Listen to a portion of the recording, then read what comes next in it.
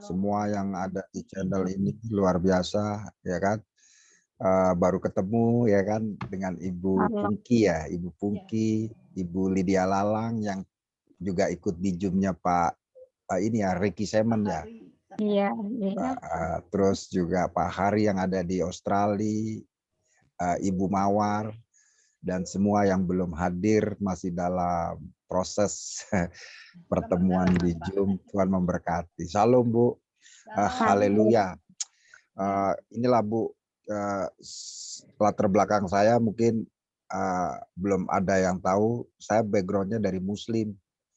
10 tahun yang lalu, baru sekitar 10 tahun lalu baru mengenal Tuhan ketika Tuhan sendiri memberitakan kasih-Nya lewat bagaimana pengalaman saya. Nah, tapi itulah kasih kemurahan Tuhan, bahwa Yesus adalah Tuhan dan Juru Selamat yang kita sembah. Tidak ada Tuhan selain pribadi yang diberi nama, dan nama inilah yang hari ini kita bersama-sama sedang men-sharingkan kekuatan kasih lewat firman Tuhan.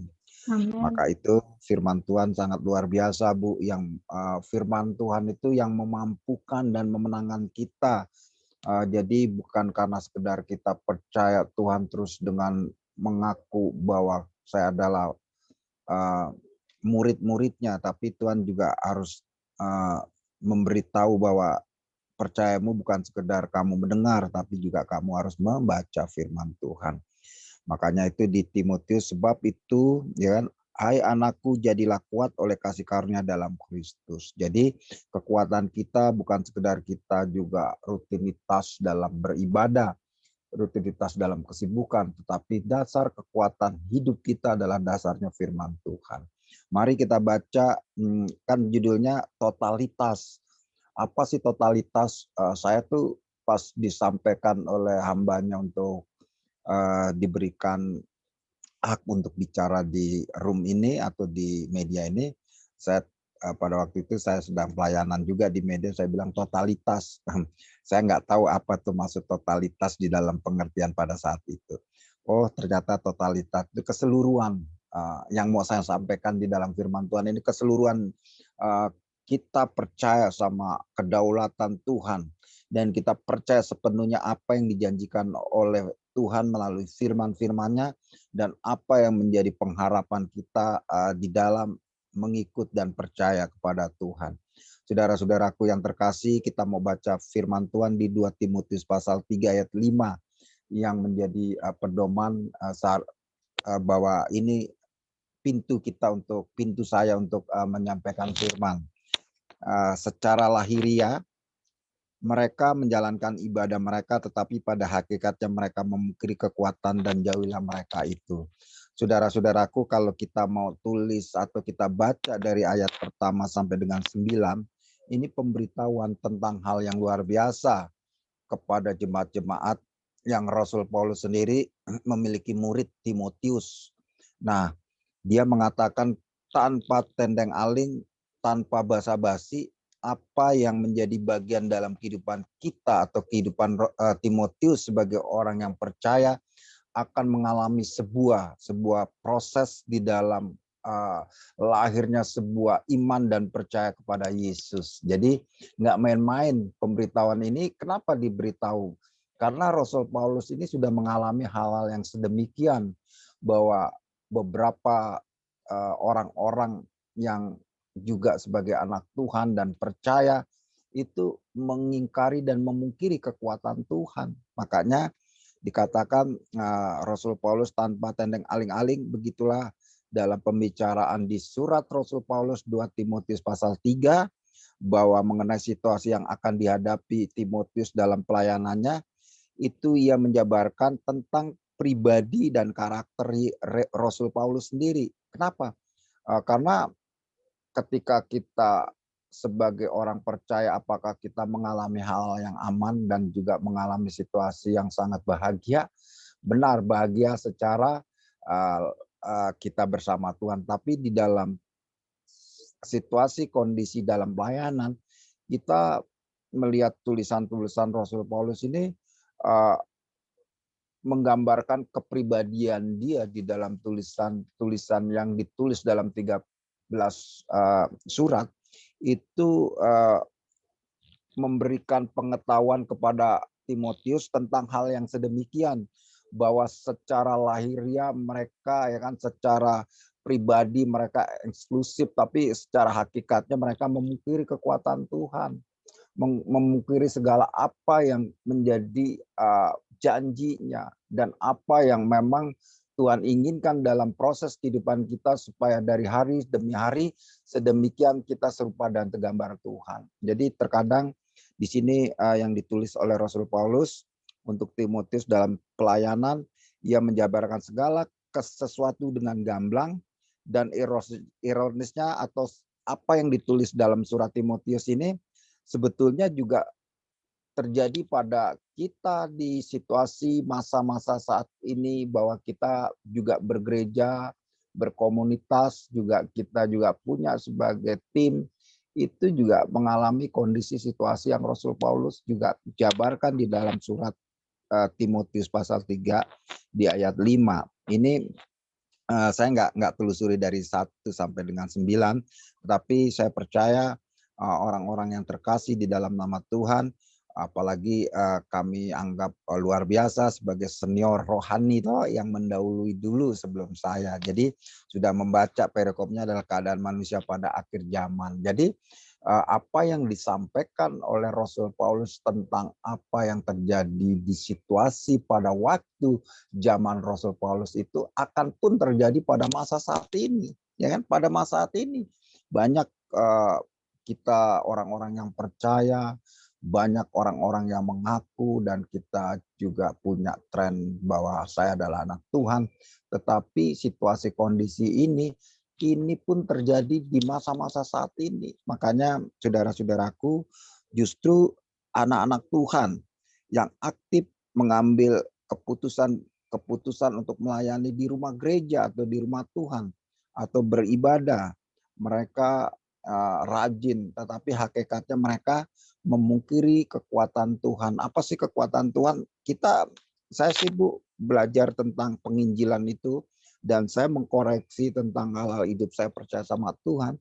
Saya diberi kuasa loh, saudara, dan saya diberi kuasa. Pertama, kuasa kita untuk mematikan kedagingan kita. Kuasa yang juga berikut itu juga kita diberikan untuk melakukan hal-hal yang baik dan menjauhkan dari larangan-larangan dosa atau pelanggaran-pelanggaran dosa. Ini yang menjadi kuasa dalam hidup kita, sehingga ada namanya pribadi Roh Kudus yang memberikan signal bahwa kita adalah anak-anak Tuhan, anak-anak terang yang sudah ditebus, dan juga kita sebagai anak yang sudah diberikan materai bahwa keselamatan itu ada dalam hidup kita sebagai orang percaya. Namun kondisi situasi ini digambarkan oleh Rasul Paulus di masa-masa juga waktu Rasul Paulus menulis, dan sampai saat ini juga terjadi di masa-masa sekarang.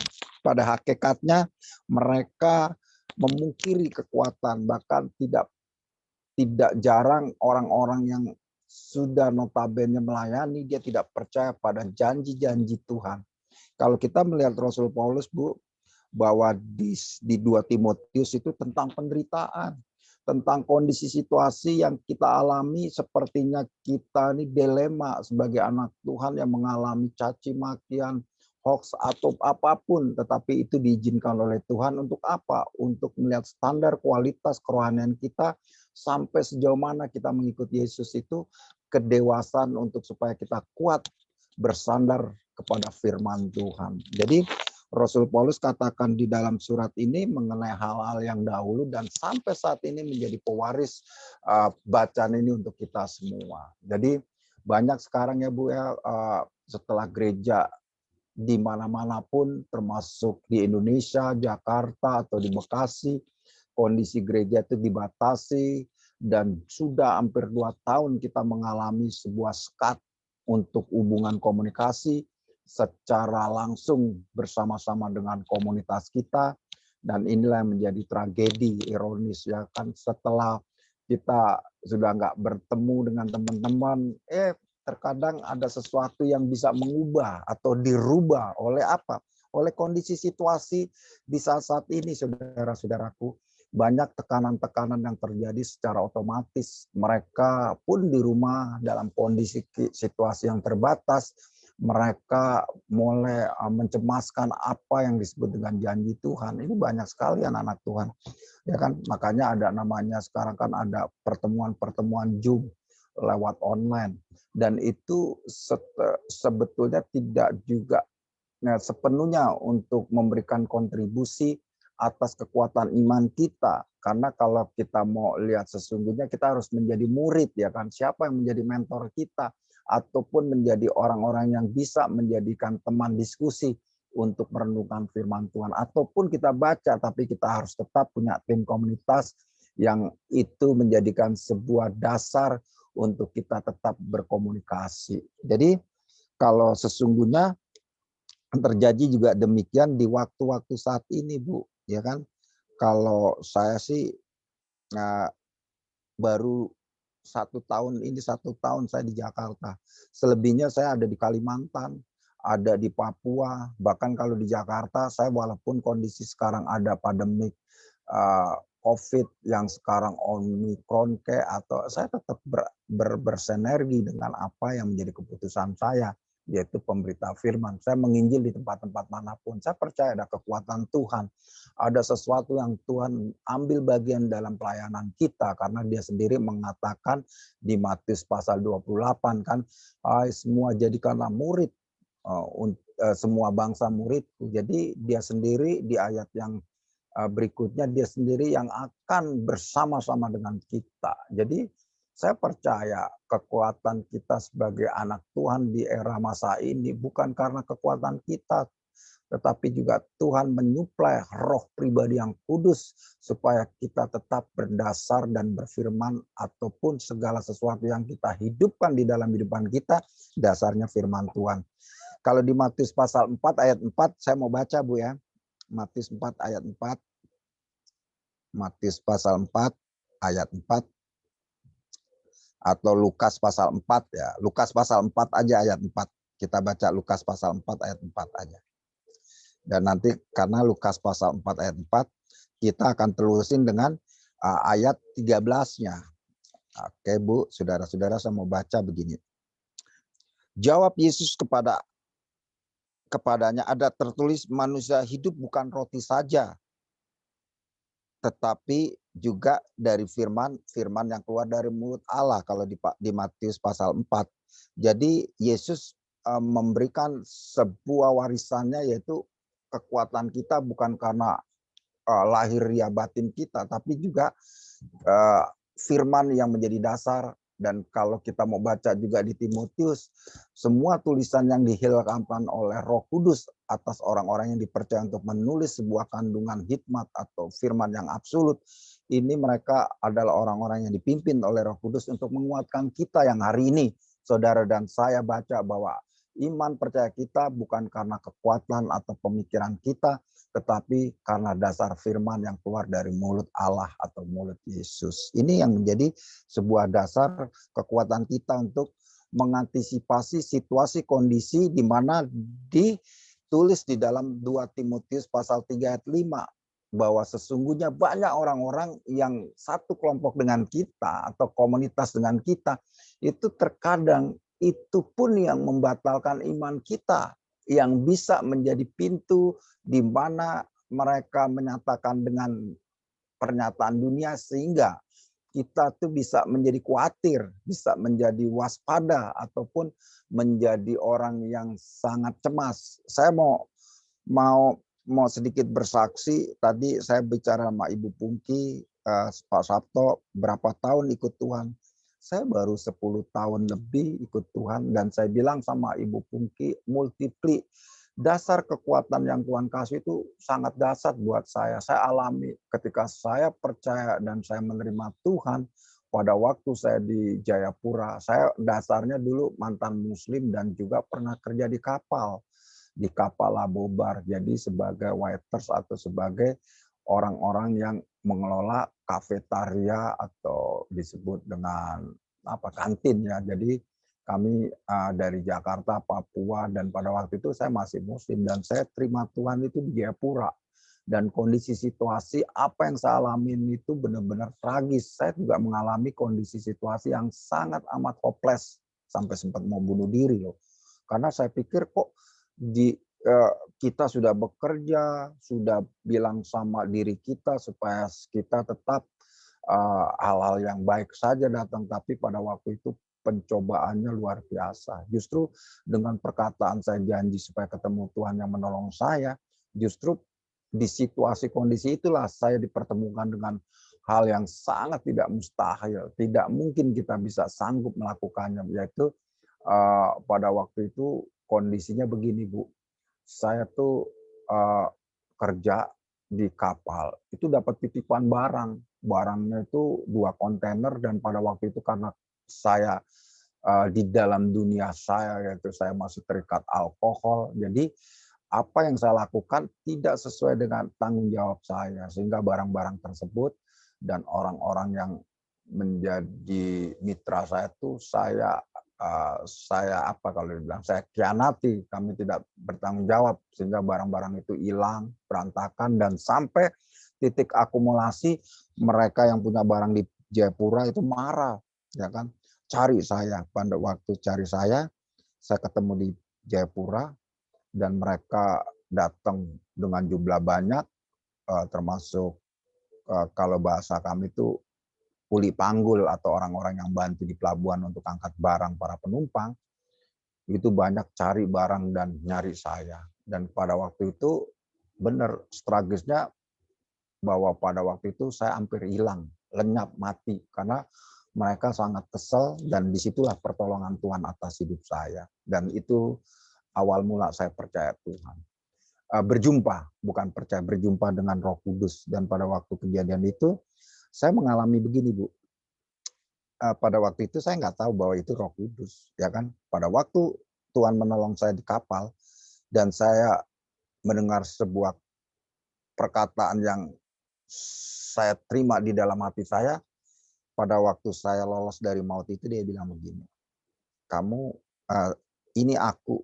Jadi dia menunjukkan bahwa sebelumnya saya juga udah berbicara dalam hati pikiran saya bahwa saya akan cari Tuhan dan pada waktu kejadian itu dia berkata di dalam hati saya, inilah aku dan kamu jangan sombong. Dan pada waktu saya menangis, Bu, preman gaya hidup saya kan keras, tapi saya bisa menangis dengan tanpa ada sesuatu yang membuat celah untuk nangis. Tapi pada waktu itu saya nggak tahu, nangis terurai dan saya lunglai jatuh di apa namanya di lantai kapal itu di daerah di Palka, di tempat di mana kapal anak-anak kalau istirahat itu di Palka di depan di depan kapal ruangan itu dan saya mengalami perjumpaan Roh Kudus dan sampai saat ini prosesnya multipli. Kenapa multi? Saya pada waktu itu saya seperti bicara sama Tuhan, Bu. Saya bicara. Sampai saat ini saya percaya saya sama Tuhan sedang berbicara. Jadi pada waktu itu dan seketika itu ikut Tuhan kita hilang namanya alkohol, rokok dan seketika itu saya nggak sentuh karena nggak jauh kita anak kapal ini, Bu, ya kan biasalah ya kan namanya alkoholik, rokok dan apapun yang kami lakukan di pelabuhan itu menjadi satu kebutuhan yang tidak disengaja maupun disengaja, yaitu tempatnya kita berdosa. Jadi pada waktu itu kita tidak lagi melakukan hal itu seketika itu loh. Nah inilah yang menjadi kekuatan Roh Kudus memimpin kebenaran dalam kebenaran iman percaya kita kepada Yesus. Jadi saya percaya bahwa apa yang kita lakukan bukan karena kekuatan kita, tetapi karena kekuatan Roh Kudus untuk memampukan kita menjauhkan daripada segala dosa. Dan saya alamin pada waktu itu. Dan pada waktu itu sangat ajaib saya bilang. Karena proses perjalanan pada waktu saya bertemu dengan Roh Kudus, pada waktu itu sangat ajaibnya begini. Ini setelah ini saya bicara ajaib. Itu seperti saya bicara seperti main game. Jadi ada orang seperti bisikin saya kan. Dan pada waktu itu saya ngalamin apa yang dilakukan oleh Rasul Paulus pada waktu dia ada di mana dia cari anak-anak Tuhan dan dia mengalami kebutaan, tidak melihat, dan saya mengalami tidak bicara pada waktu itu, tidak bisa bicara, di mulut berat, mau ngomong apapun berat, mau ngomong kamu mau kemana aja berat. Yang ada adalah damai sejahtera. Karena mengalami situasi kondisi itu, dan pada waktu itu saya berhenti kerja. Berhenti kerjanya di kapal, di tempat pekerjaan saya berhenti. Jadi proses perjalanan saya dari Jayapura ke Jakarta saya berhenti. Tiba-tiba saya menjadi orang yang rileks dan mengalami damai sejahtera sampai saat ini. Walaupun proses demi waktu, demi hari, itu selalu hadir untuk memberikan kekuatan hikmat supaya kita menjadi orang yang bijak dan kita kuat di dalam firman Tuhan. Nah, dan pada waktu itu saya terima Tuhan sampai Jakarta, dan saya sempat akhirnya saya dipecat secara langsung oleh bos saya, dan pada waktu itu saya mulai diusir dari tempat di mana saya tinggal. Mulai saya pergi di tempat itu, dan pada waktu itu saya ditampung dengan orang yang kenal dengan saya, yaitu orang suku dari Sumatera Utara, orang Batak. Dan itulah saya mengenal lebih dalam lagi, karena pada waktu itu begini saudara-saudaraku, saya bersaksi ini kekuatan Tuhan, makanya totalitas, saya sekarang totalitas. Saya nggak bilang begini, banyak orang yang berkata, kamu jadi hamba Tuhan, penginjilan seperti ini, saya nggak pernah khawatir dengan kondisi situasi. Yang saya hadapi sekarang adalah damai sejahtera dan menjadi berkat buat setiap orang yang saya temui. Jadi bukan dilihat karena keberhasilan di dalam dunia, karena firman Tuhan di Yohanes pasal 14 ayat 27, damai sejahtera ku berikan kepadamu dan damai sejahtera ku taruh. Ini yang saya ambil, bahwa damai sejahtera yang dari Tuhan adalah totalitas, bahwa kita hidup bersamanya. Don't worry, nggak perlu khawatir dengan segala apapun yang kamu alami dan situasi apa yang saat ini kami hadapi. Saya percaya bahwa Tuhan bersama saya. 10 tahun sudah lebih, dan sampai saat ini saya eksis dan saya bisa berhadapan dengan saudara. Ini bukan karena kekuatan saya, tetapi karena kasih, anugerah, penyertaan, dan janji Tuhan atas saya dan saudara. Ketika hari ini saudara tetap percaya bahwa kekuatan Tuhan yang memampukan kondisi saya dan saudara untuk tetap berjalan di situasi musim-musim yang sangat sulit ini. Kenapa saya bilang sulit? Sulit. Kita mau pergi ke sana terbatas, apalagi ada COVID Omicron. Ada segala yang baru, batas-batasan, sehingga kita bisa melihat secara langsung bahwa sekarang gereja ini bukan semakin menyebar, tapi semakin berkurang. Berkurang gerejanya, gedungnya itu mengaktifkan sebuah kegiatan-kegiatan yang pernah kita alami di sebuah gedung itu. Tapi yang sekarang Tuhan kasih adalah lewat online, lewat secara pribadi. Ini yang Tuhan kasih, model gaya baru di dalam sebuah pelayanan. Artinya kekuatan Tuhan tidak akan membatasi apapun yang menjadi kondisi saat ini. Saya percaya bahwa Tuhan bersama kita. Nah, proses itu saudara-saudaraku, kami kembali lagi dalam kesaksian tentang saya bertemu Tuhan dan saya ikut Tuhan dan saya sekolah dengan Tuhan. Saya mulai mengaku bahwa Tuhan adalah juru selamat saya di Roma pasal 10, ya kan, dan saya baru mengaku segala sesuatu dan saya dibaptis dan mulai saya ikut sekolah dan pendalaman Alkitab, dan pada waktu itu saya diberikan sebuah tanggung jawab untuk memberitakan Injil sampai saat ini. Nah, multipli, saya nggak sekolah teologi dasarnya, saya sekolah di orientasi melayani, tetapi proses demi proses baru saya dapatkan sertifikasi tentang sebuah pelayanan-pelayanan yang sedemikian, sehingga kami bisa bersaksi dengan bukti bahwa firman Tuhan itu sungguh amat dahsyat buat saya dan saudara. Ketika saudara mengakui bahwa kekuatan Tuhan yang tadi kami bacakan di dalam Matius pasal 4 atau Lukas pasal 4, manusia bukan makan karena roti, tapi karena firman Tuhan.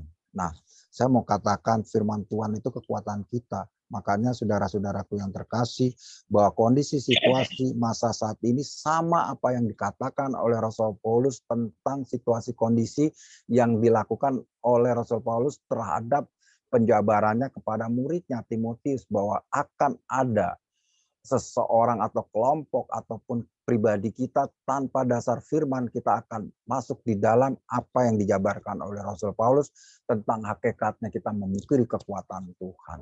Kekuatan Tuhan itu sepertinya Tuhan tidak ada. Segala sesuatu yang kita hadapi sepertinya nihil.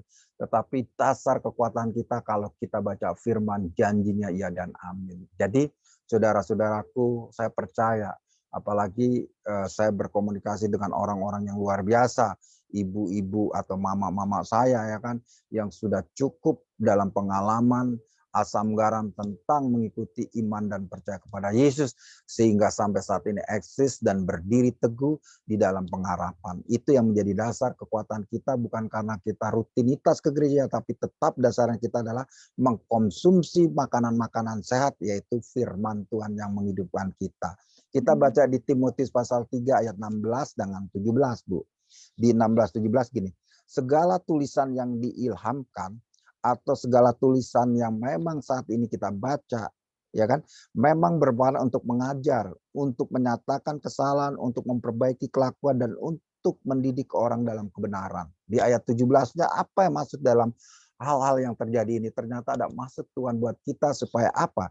Supaya dengan demikian tiap-tiap manusia kepunyaan Allah, kita adalah kepunyaan Allah, kita dalam milik kerajaan Allah yang kekal, yang sekarang diadopsi sebagai anak-anak Tuhan, yang sudah mendapatkan tiket kita di tempat di mana nanti Tuhan sudah membuat, yaitu Yerusalem baru. Jadi dikatakan kepunyaan Allah diperlengkapi untuk setiap perbuatan baik.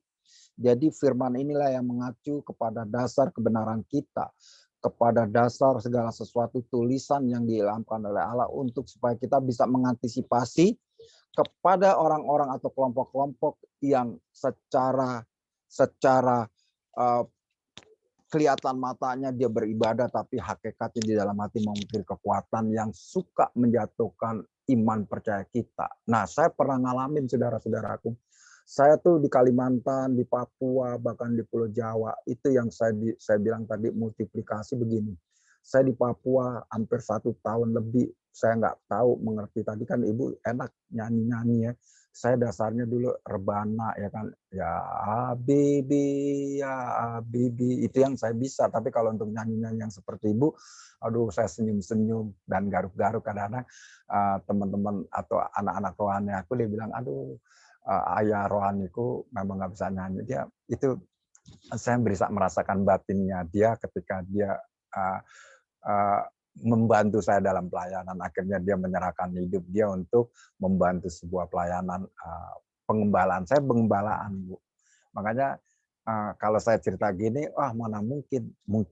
Makanya kekuatan Tuhan itu tidak dibatasi atau tidak terbatas untuk kita yang percaya. Kalau Tuhan sudah memberikan kita otoritas untuk sebagai anak yang diadopsi, kita akan tetap apa yang Tuhan inginkan, yaitu memberitakan Injil.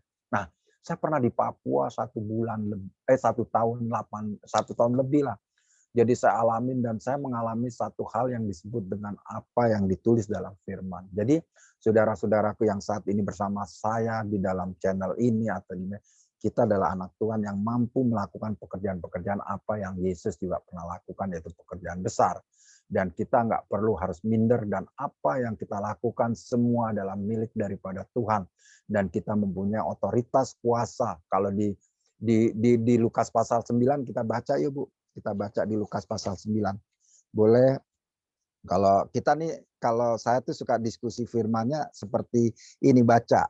Ya, kita baca di Lukas 9 pasal 1.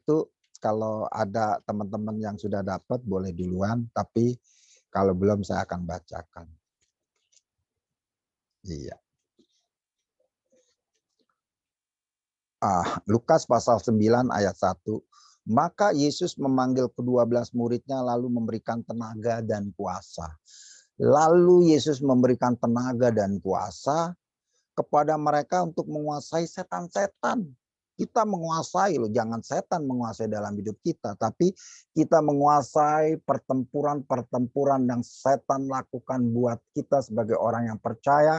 Kita akan menjadi orang-orang yang dicuri, tapi kita tahu bahwa setan melakukannya. Tapi kita sebagai orang yang diberikan otoritas dan tenaga, kuasa untuk menguasai setan-setan dan untuk menyembuhkan penyakit-penyakit. Dan ini saya pernah lakukan, Bu. Saya lakukan itu kok nggak harus sekolah kita sampai gelar master, tapi kita sebagai orang yang percaya iman dan kita tahu bahwa apa yang kita lakukan itu karena perintah yang ada di tulisan-tulisan yang kita baca hari ini, yaitu firman Tuhan. Jadi pada waktu saya mengalami multi dan dini hari, nggak terlalu lama, saya pada waktu itu hampir 1 tahun lebih udah terima Tuhan dan saya melakukan hal apa yang terjadi dalam firman ini. Jadi pada waktu saya dikirim di Papua dan saya namanya kalau firman Tuhan seperti seperti di 2 Timotius pasal 2 di ayat 4, seorang prajurit ya kan, seorang prajurit sedang berjuang tidak memusingkan. Jadi memusingkan apapun kondisi, ya yang jelas saya bilang kalau ada orang saya doain, doa sembuh, mau sembuh atau enggak yang penting saya lakukan. Tapi ternyata Tuhan mendemonstrasikan kuasa kasih-Nya secara terbuka lewat pelayanan-pelayanan yang saya lakukan di Papua. Dan pada waktu itulah saya berdoa mengalami sebuah apa kalau dibilang mujizat ya Bu, mujizat. Maaf saya bukan karena mau bangga. Mujizat Tuhan itu hadir dalam pelayanan saya pada waktu itu.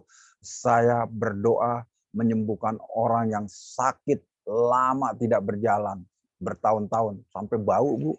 Orang tersebut bau, bajunya udah tebal, bau. Jadi kalau kita mau deket, maaf, bau sebuah hal-hal yang nggak baik kita cium, ya kan, bau seperti kotoran buang air kecil. Tapi pada waktu itu Tuhan izinkan dan berjalan. Saudara-saudara, berjalannya apakah ada di salah satu tempat khusus? Enggak, pasti musola.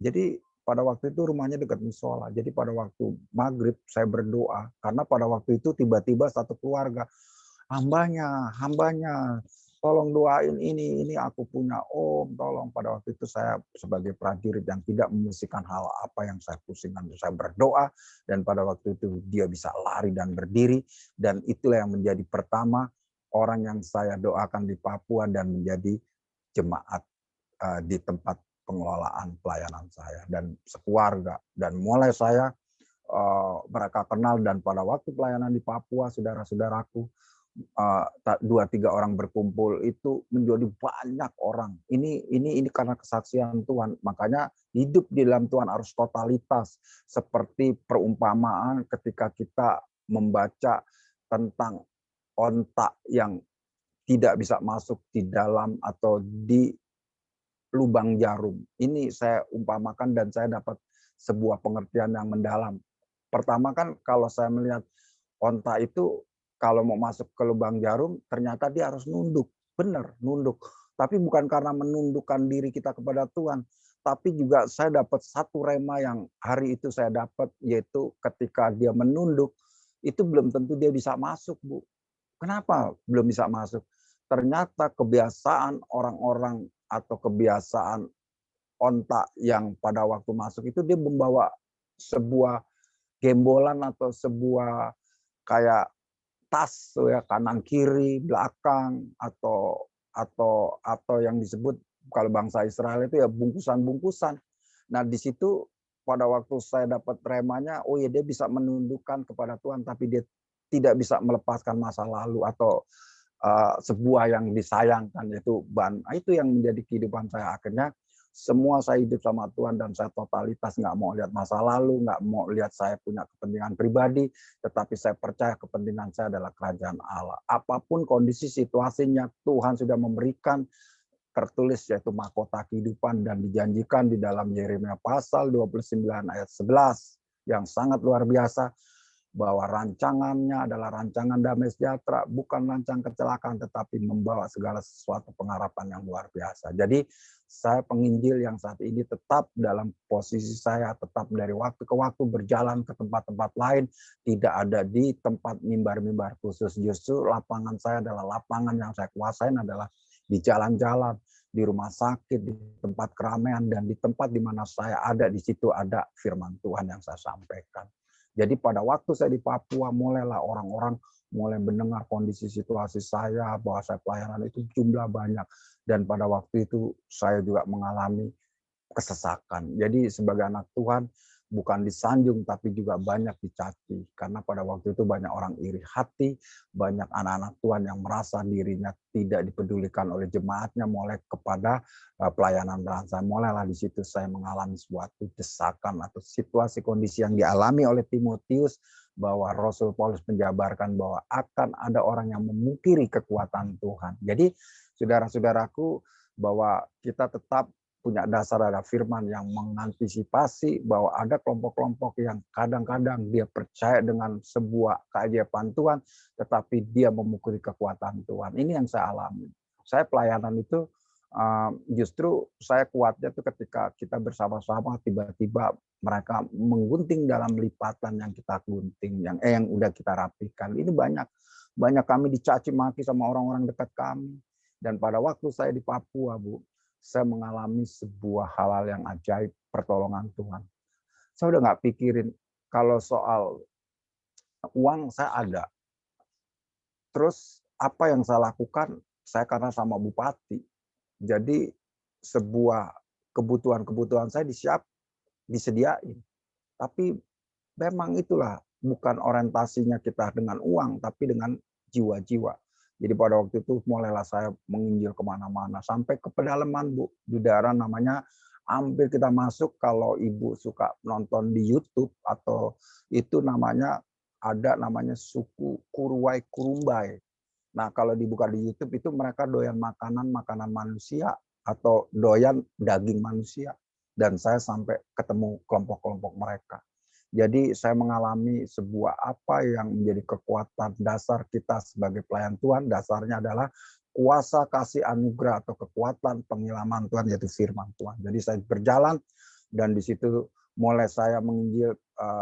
Saya makanya kalau orang cerita, Bu, ya saya juga baru tadi malam tuh ketemu teman-teman lama, saya sampai seperti kayak orang yang gini, bangga. Saya juga punya gereja loh, ternyata gereja ada di Papua yang saya diriin, terus ada yang di Kalimantan, ya kan, ada di mana. Saya tapi kok banyak orang yang mengklaim, tapi sampai saat ini saya akan masuk lagi ke Kalimantan di Februari, kok nggak sampai nggak ada selesainya melayani Tuhan. Inilah yang Tuhan berikan kekuatan buat kita. Jadi saya percaya bahwa secara lahiriah mereka beribadah, tetapi hakikatnya mereka memiliki kekuatan Tuhan. Makanya kita harus totalitas sepenuhnya dasar firman Tuhan. Serahkan segala kehidupanmu bukan karena engkau yang memilih Tuhan, tapi Tuhan sudah memilih engkau menjadi pelaksana atau eksekutor firman Tuhan, sehingga engkau lakukan apa yang menjadi perintah, itu lakukan terus. Itu bagian apa yang sudah ditunjuk kepada kita. Jangan berhenti karena ada tawaran-tawaran dunia, jangan berhenti karena ada situasi yang menekan kondisi hidup kita, tetapi tetap percaya bahwa pertolongan dan penyertaan Tuhan indah pada waktunya. Ini yang saya alami proses kehidupan saya, dan saya percaya bahwa Tuhan punya maksud yang sangat baik atas kehidupan kita, dalam pelayanan kita. Untuk apa? Untuk supaya orang mengenal Tuhan, bahwa keselamatan di kolong langit hanya satu nama yang diberikan oleh Allah, yaitu Yesus Tuhan dan Juru Selamat. Itulah yang kita akan sampaikan kepada semua orang, semua makhluk, bahwa ada satu yang memberikan pengharapan supaya mereka seperti kita yang sudah diselamatkan. Banyak saudara-saudara kita, dan saya masih punya keluarga dari Muslim, teman-teman, tapi banyak orang juga yang percaya dengan kesaksian kita, karena bukan karena mulut kita. Kalau di Matius 10 ayat 19, kita baca di Matius 10 ayat 19. Amin, haleluya. Matius 10 ayat 19, begini Tuhan katakan, saya baca ya, haleluya. Oke, 19-nya.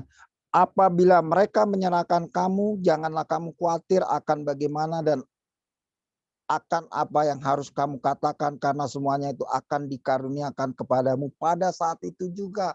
Pada saat ini saya dikaruniakan untuk karunia berkata-kata. Jadi saya ditunjuk semua.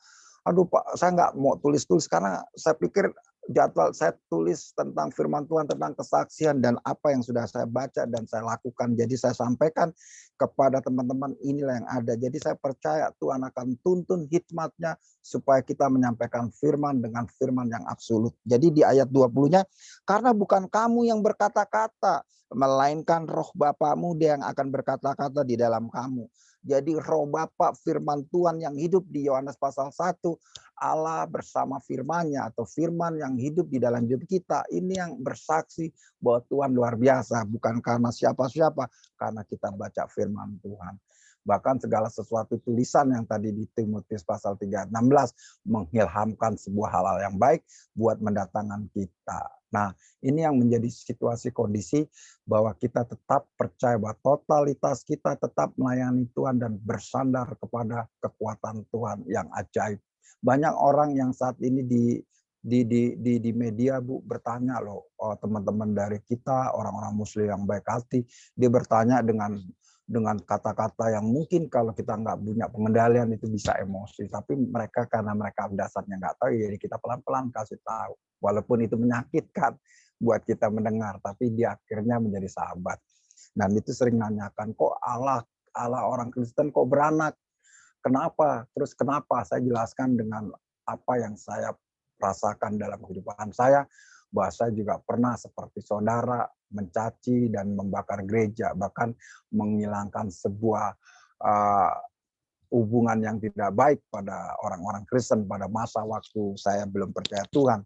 Tapi ketika saat ini saya percaya, saya akan berkata, God bless. Tuhan memberkati kalian. Dan saya dapat satu hal, proses pembelajaran tentang Tuhan mengasihi.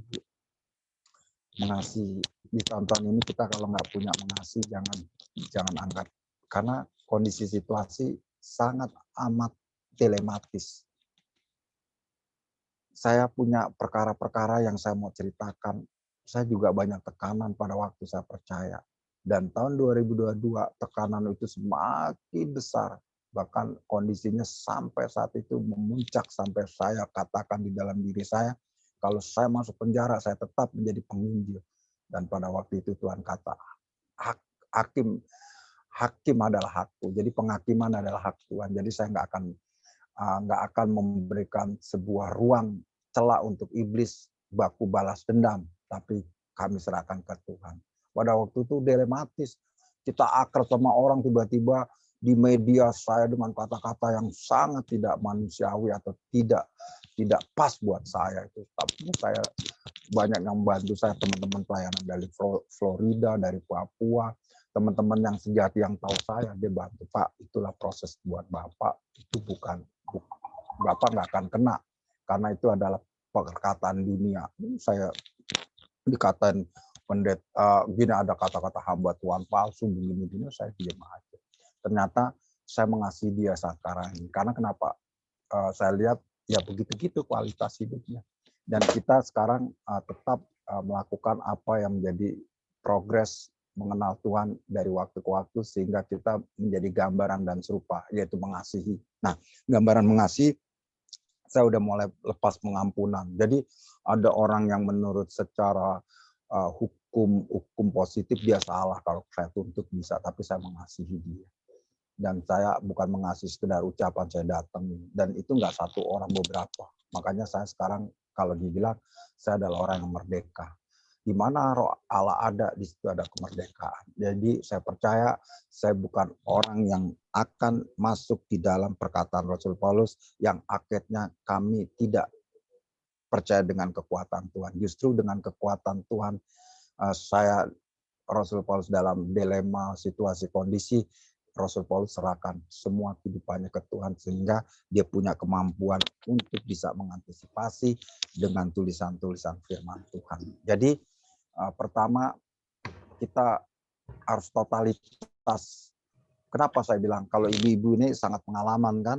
Ada Ibu Lydia Lalang, ada ini orang-orang yang sholat udah cukup umur, tapi ada anak muda. Ini harus tahu bahwa totalitas itu benar-benar seperti prajurit yang sudah nggak usah memusikan, masuk ke dalam pertempuran rohani. Kita harus kuat, fight dengan situasi kondisi dunia yang semakin tidak menentu. Kita harus fight dengan dasar firman Tuhan, supaya apa yang kita lakukan, kita adalah orang-orang jadi pemenang. Sekarang diam juga kita diambil sama iblis. Bergerak, kita akan bertempur yang dikatakan di Lukas, kita akan menguasai tempat-tempat iblis bersarang, ya kan? Di mana iblis bersarang lewat pikiran kita tempur, lewat hati kita tempur, lewat situasi kondisi yang iblis taruh di dalam kerohanian seolah-olah kita lebih baik daripada orang lain, kita tempur. Jadi kita harus tahu bahwa iblis punya strategi yang tidak pernah bisa diketahui kecuali anak-anak Tuhan yang suka baca firman. Jadi jangan sebagai anak Tuhan yang di luar dari kebiasaan kita, yaitu kita tidak pernah ada panduan buku hidup. Dan inilah yang menjadi proyek Tuhan atas kita sampai saat ini, bahwa bukan kamu makan dengan roti saja, tetapi juga makananmu adalah firman Tuhan. Jadi firman ini yang menjadi kekuatan kita, Bu. Saya nggak bisa apa-apa, ini kayak saya begitu. Tapi saya percaya bahwa Tuhan sudah memberikan buah-buahnya. Saya di Kalimantan, dari Papua saya masuk Kalimantan, Bu. Di Kalimantan ya kan 28 desa, bahkan saat ini saya kontak dan mereka bilang Pak Sabto datang, dan saya di sana nggak sekedar saya baru tadi malam saya cerita, oh gini, saya baru punya otoritas begini. Kami adalah anak Tuhan. Kata firman Tuhan, aku adalah rasul di antara rasul. Jadi begini, ada orang-orang yang berbicara tentang pelayanan, hakikatnya mereka tidak melayani. Saya bicara sama mereka, kamu harus begini. Mereka tersinggung.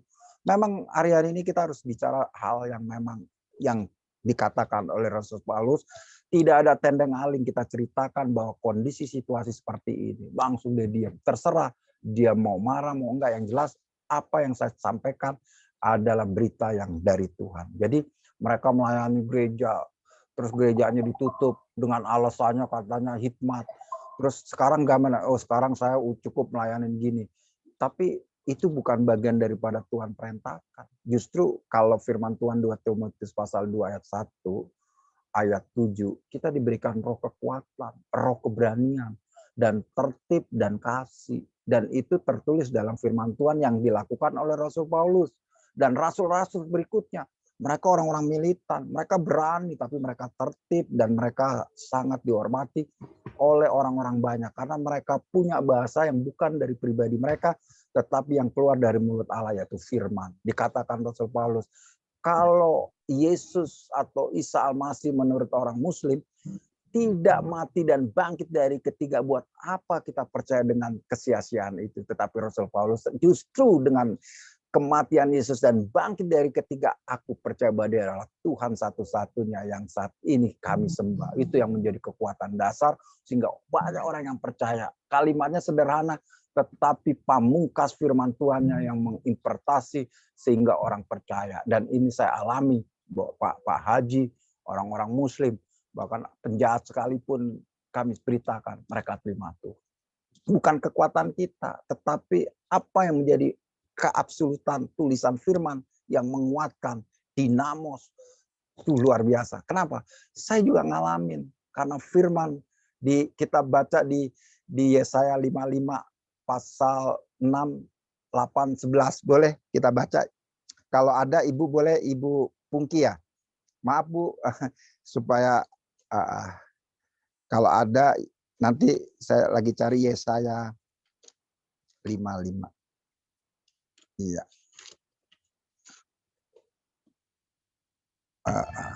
Saya 55 ayat. Boleh ayat 6, 8, sama 11, Bu. Saya baca sepotong-potong supaya menghemat waktu. Saya juga cari Yesaya 55. Iya. Haleluya. Ya, sudah ya. Saya sudah dapat. Saya yang baca, Bu ya. Ya, silakan. Oke. Haleluya. Jadi Yesaya pasal 55 ayat 6, carilah Tuhan selama ia berkenan ditemui, berserulah kepadanya selama ia dekat.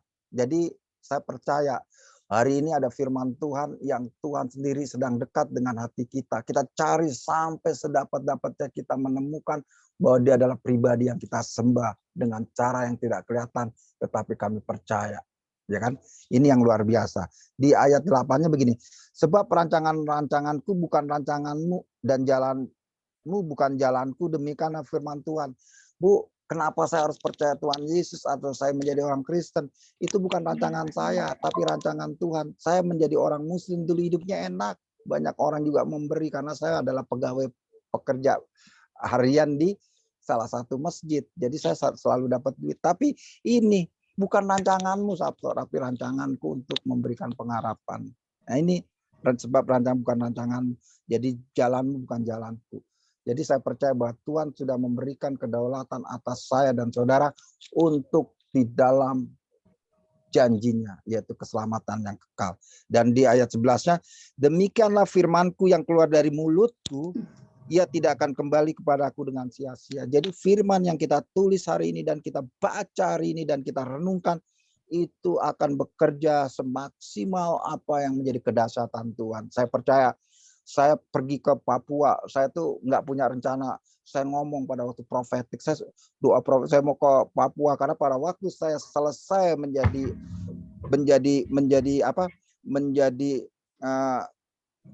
pekerja di kapal, saya nggak bakalan ke Papua. Ternyata dalam pelayanan saya justru saya ke Papua. Terus saya bilang ke Kalimantan, saya ke Kalimantan dengan posisi yang tidak, menurut orang itu tidak layak. Saya punya uang, hanya punya tiket dengan duit 50 dan saya kuasain 2 tahun dan saya punya pelayanan 28 desa dan sekarang punya gereja, bukan punya, mendirikan gereja-gereja dan punya pemuritan. Jadi itu bukan karena kekuatan kita, tetapi yang ditulis dalam firman Tuhan, keabsolutan firman yang tidak pernah terkalahkan. Dan firman itu akan tidak kembali sia-sia, dan sampai ketika dunia ini hancur, tetap firman itu firman yang tidak hancur. Jadi kekuatan kita percaya, dan intinya kita harus totalitas, Bu, Pak, dan semua yang saat ini totalitas, so tahu lo Sabto, lo sok ngajarin. Enggak, saya sudah berjalan. Saya kalau tanpa totalitas, saya sekarang menjadi berkat juga orang kalau saya punya sesuatu, ya kan, orang-orang yang dulu, oh dia punya gaya hidupnya yang sangat mewah, sekarang mereka dalam posisi yang terpuruk. Dan ketika saya punya roti, saya bagikan. Dan ketika saya punya nasihat, saya bagikan. Dan sekarang jadi konseling-konseling di antara orang-orang yang saat itu, kalau dunia tawarkan dunia yang luar biasa, tapi dunia tidak menawarkan sesuatu yang membuat kita hidup dalam istimewa Tuhan. Justru dalam dunianya Tuhan yang membuat kita damai sejahtera. Jadi saya alamin dan saya berdoain besok tanggal 29, saya ada pelayanan Murtadin, gereja pertama di Indonesia yang semuanya orang-orang Muslim, di hari Sabtu tanggal 29 jam 10 di daerah BSD. Dan itu menjadi ketetapan dan firman Tuhan yang tidak kembali sia-sia, yaitu Yesaya 60 ayat 7, 8, dan 9, dan 10, bahwa segala sesuatu, ya kan, kekayaan yang dari seberang lautan akan datang ke rumah Tuhan untuk memberikan persembahan dan pujian. Jadi banyak welcome Ismail. Jadi kita berdoanya seperti ini, berdoanya supaya dipenuhi tempat di mana rumahku harus penuh. Lewat apa? Lewat kita yang diberikan kapasitas untuk memberitakan firman dengan kebenaran-kebenaran yang Tuhan sudah dirikan dalam pikiran dan hati kita, bukan dengan kemampuan kita. Kalau kemampuan kita capek, kita bisa berdebat, kita bisa meluruskan kesalahan dengan pikiran kita, tapi kebenaran yang berdiri firman Tuhan tidak bisa terbantahkan. Itu pun yang dipercaya oleh orang-orang atau teman-teman kita yang Muslim. Saya pernah bersaksi terakhir begini. Pada waktu saya di Pondok Gede, di depan saya itu ada pengajian, di sini saya selalu baca firman. Dan pada waktu saya baca firman, firmannya kenceng dan dia datang ke saya pikir saya, wah dilabrak. Ternyata bilang gini, Pak Ustadz, Pak Sabto, apa yang kamu baca? Kayaknya tulisan-tulisan itu seperti tulisan syair. Kan kata-kata firman luar biasa. Coba diterjemahkan dengan jelas. Ya kan? Kata-katanya istimewa, kata-katanya bisa membuat orang itu kok begini bangunan kata-kata konotasinya, tapi ketika itu ada kuasa dan dia datang menjadi sahabat saya. Jadi bahwa dasar hidup kita harus totalitas, percaya sepenuhnya kedaulatan Tuhan atas apa yang Tuhan pimpin dalam pikiran kita, dan rancangannya adalah rancangan penuh damai sejahtera, dan kita punya dasar kekuatan kita adalah firman. Dan kita harus jauhkan orang-orang yang mengganggu iman kita. Karena Tuhan kan maha tahu, kita juga begini, itu bahaya. Makanya saya tegas bahwa teman-teman dari teman Kristen juga sakit hati. Dia mau kompromi dengan dosa. Dia kompromi dengan hal-hal yang sepele tapi mengakibatkan maut. Itu nggak boleh. Dan dia memutuskan bahwa pelayanan itu cukup orang yang teologi. Tidak, kita diberikan supra ilahi, kemampuan yang sangat luar biasa. ketika Rasul Petrus dan Yohanes orang biasa, tetapi diberikan kendala untuk memberitakan menjadi orang yang luar biasa. Kalau dikatakan di Kisah pasal 4 di ayat 12-13, dia orang yang tidak sekolah, tidak berpendidikan, tapi ketika menyampaikan kebenaran firman, banyak orang bertobat, banyak orang datang kepada Tuhan.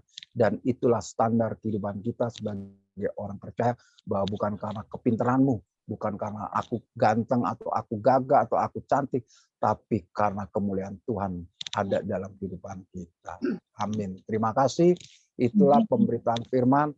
Sederhana, mungkin banyak kekurangan bahasa saya minta maaf, inilah saya, tapi saya memberitakan apa yang menjadi dasar kebenaran, dan ini yang tidak kami rekayasa, yang jadi dalam perkataan di renung pagi hari ini. Terima kasih, Tuhan memberkati, salam sejahtera, dan kami mau tutup dengan doa. Mari kita berdoa. Oh, haleluya. Bapa, terima kasih, terpujilah di dalam nama Tuhan Yesus. Hari ini kami tahu Tuhan bahwa Engkau bersama kami, dan firman-Mu yang saat ini kami belajar untuk kami nyatakan dan kami katakan, biarlah menjadi kekuatan hikmat dan rema buat kami. Tuhan, berikan semua orang yang saat ini mungkin saat ini mengalami keletihan, kelesuan, bahkan terbeban berat, bahkan mengalami sakit atau apapun yang saat ini dialami, berikan damai sejahtera, berikan kekuatan yang baru, dan apa yang kami katakan dan yang kami nyatakan semuanya adalah dasar firman, dan kami percaya. Berkati juga komunitas Zoom yang saat pagi hari ini yang dilakukan oleh anak-anak Tuhan yang dari manapun berkumpul untuk memuji memuliakan nama-Mu. Berkati segala kekuatan yang baru, hikmat yang baru, sehingga kami mengenal firman Tuhan dan mengenal Engkau gambaran yang hidup atas hidup kami dan semua orang yang dekat dengan kami. Terima kasih. Di dalam nama Tuhan Yesus kami sudah memberitakan, dan kekurangan datangnya dari kami sebagai manusia biasa, tetapi hikmat datangnya daripada Engkau Sang Pencipta langit dan bumi, Yesus Tuhan dan Juru Selamat kami. Haleluya. Amin. Amin. Amin. Amin. Terima kasih, Luar Bu. biasa. Terima kasih Pak Sabto, luar biasa kesaksiannya. Pengalaman dengan Baik, Bu. Haleluya Roh Kudus. Haleluya Tuhan. Terima kasih buat pagi hari ini ya Bapa. Terima kasih buat firman-Mu yang begitu luar biasa, yang Kau sampaikan lewat hamba-Mu pagi hari ini Tuhan. Biarlah kami semakin dikuatkan lewat firman. Biar firman-Mu itu tetap bertumbuh Tuhan. Karena kami tahu hidup mengandalkan Engkau melebihi apapun juga.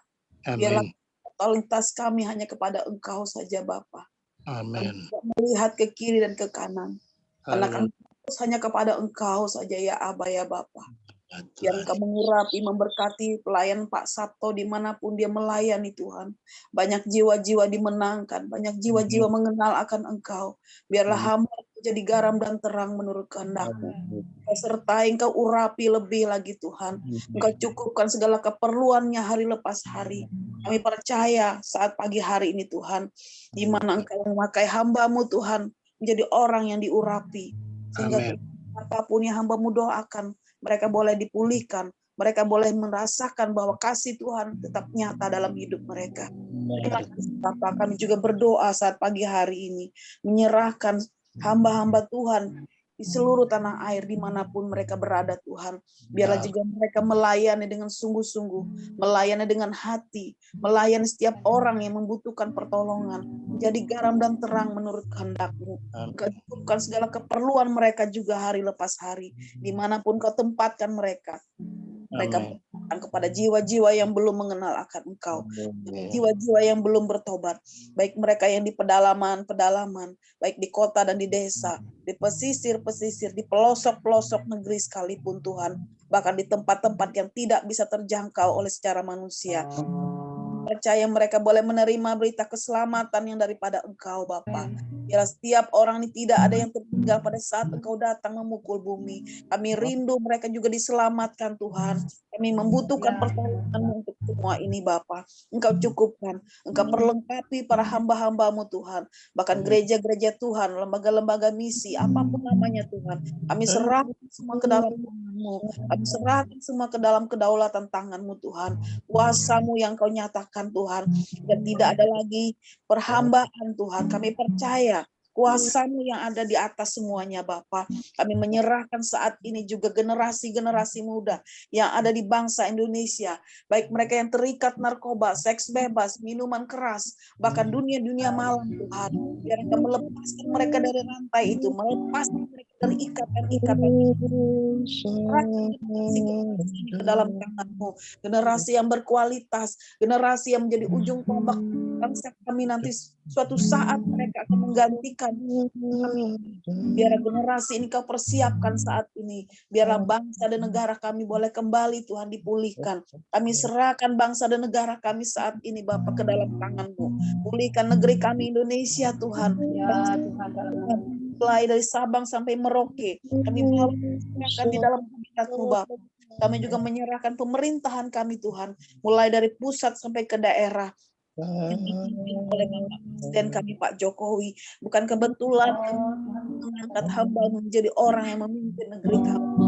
Ampukan kami selalu Tuhan, selalu kami percaya, kami menyerahkan hamba-Mu ke dalam tangan-Mu, dan seluruh menteri dan jajarannya Tuhan, yang takut akan Engkau, jauh daripada korupsi Tuhan. Kami percaya saat ini Tuhan, biar Engkau yang memulihkan keadaan keamanan negara kami Tuhan saat ini. Dan mulai dari ekonominya Tuhan, hubungan orang tua dengan anak, hubungan persaudaraan, hubungan-hubungan antara negara yang lain Tuhan. Kami serahkan ke dalam tangan-Mu Bapa.